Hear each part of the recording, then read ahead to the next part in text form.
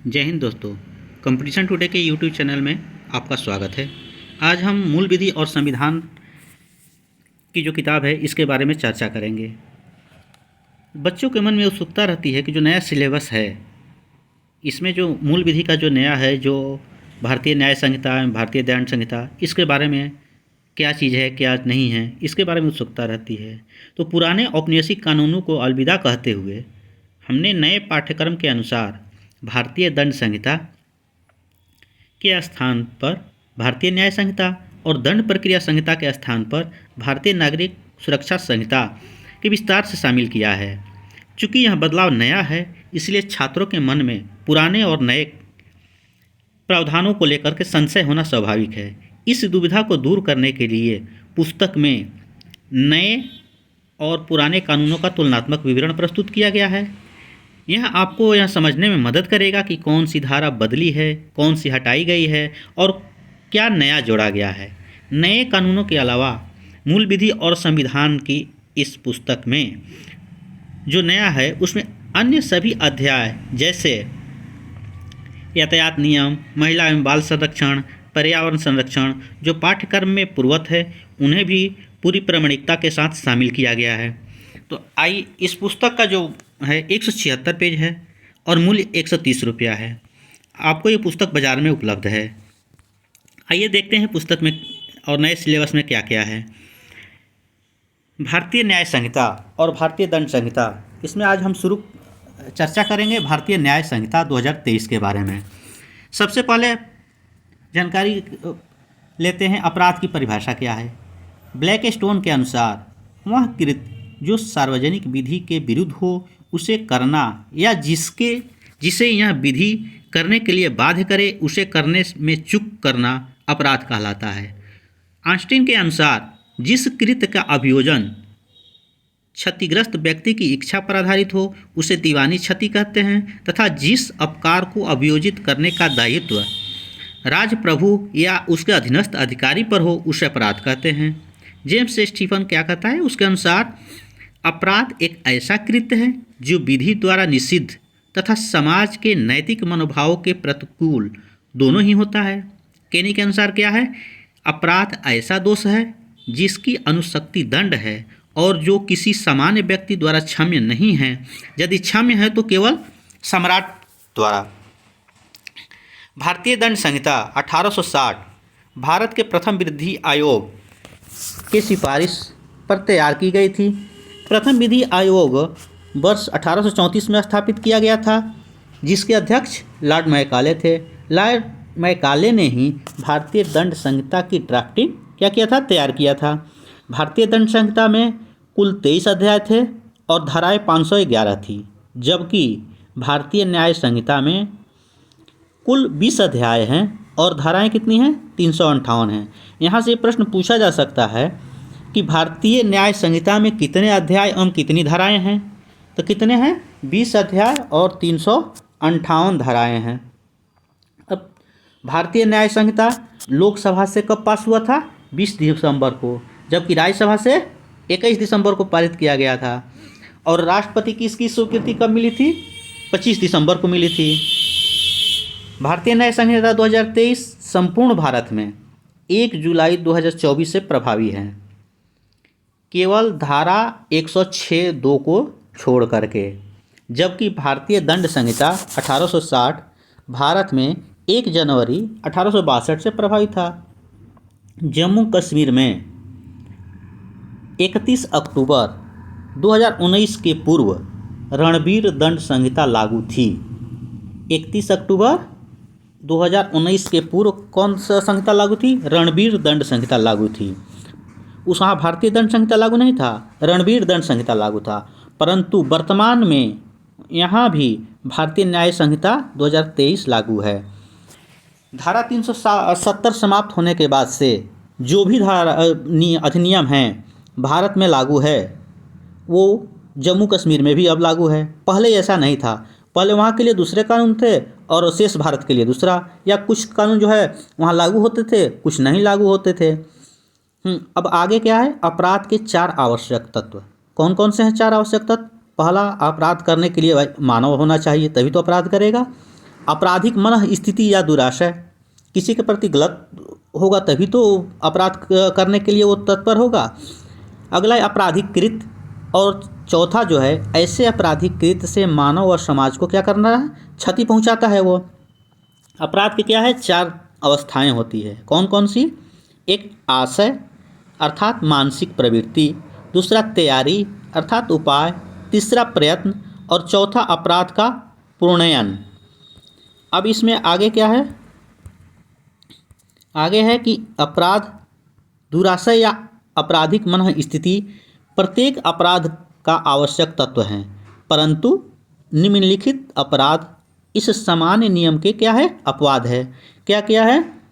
द्विविवाह, विवाह, लोक उपताप, अपलेख, न्यायालय की अवमानना, इन्हें कठोर दायित्व से संबंधित अपराध कहते हैं। दुराशय से संबंधित वाद क्या है? ब्रेंड बनाम वुड, सिराज बनाम डी रुटजेन और ब्रेंड बनाम विंचेस्टर।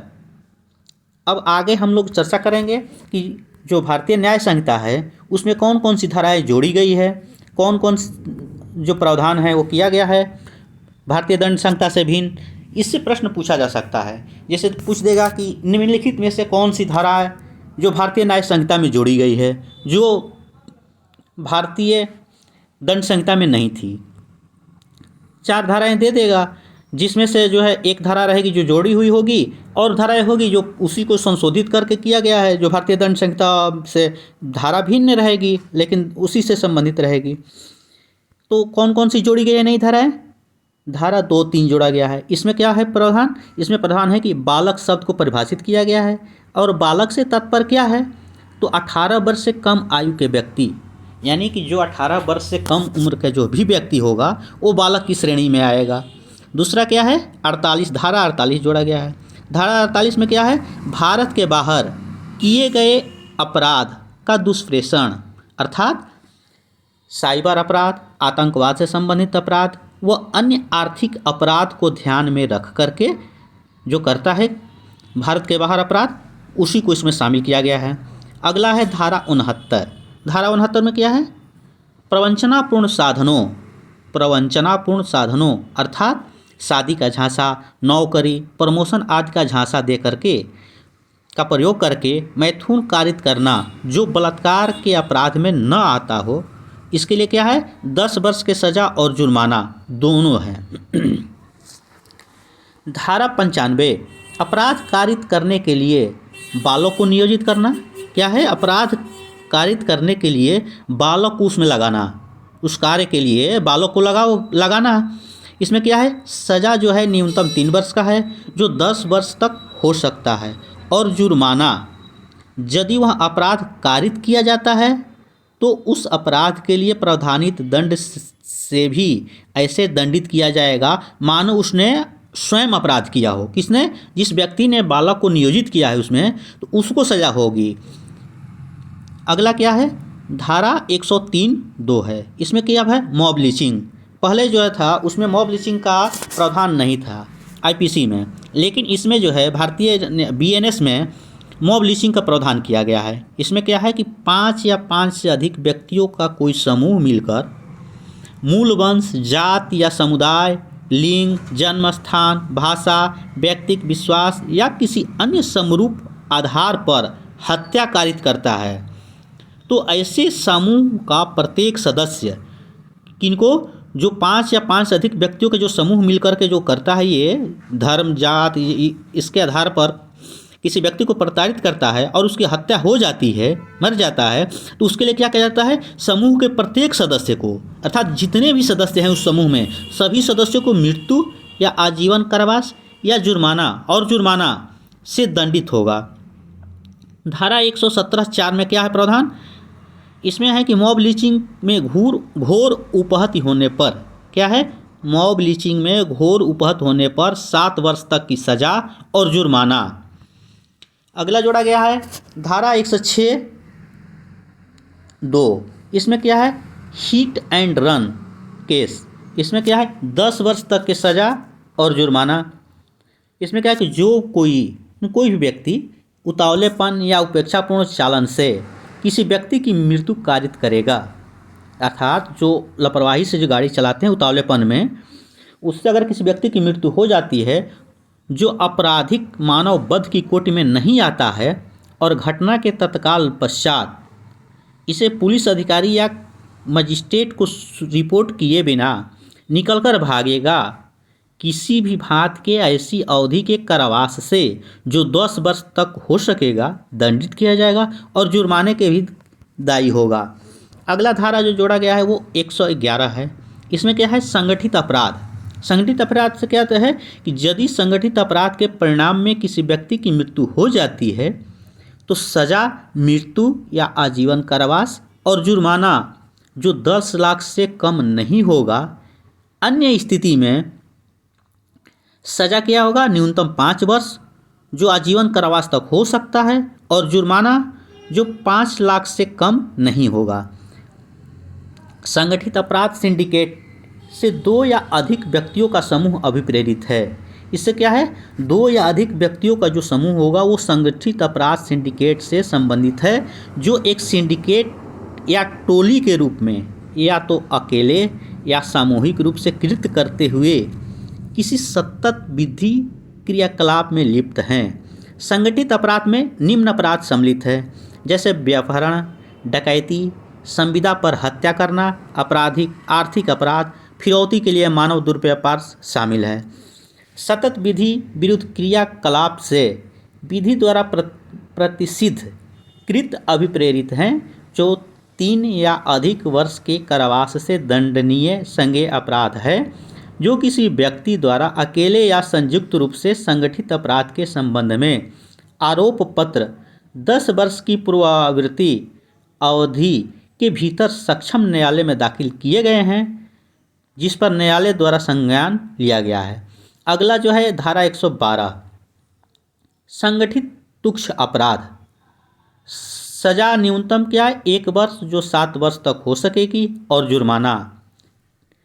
छोटे संगठित अपराध जो किसी समूह या टोली का सदस्य होते हुए या तो एकल रूप में या संयुक्त रूप से चोरी, झपटमारी, छल, टिकटों के अप्राकृतिक रूप से विक्रय, अप्राकृतिक शर्त लगाने या जुआ खेलने, लोक परीक्षक प्रश्न पत्रों का विक्रय या कोई अन्य समरूप आपराधिक कृत्य कारित करता है तो वह छोटा संगठित अपराध कारित करता है।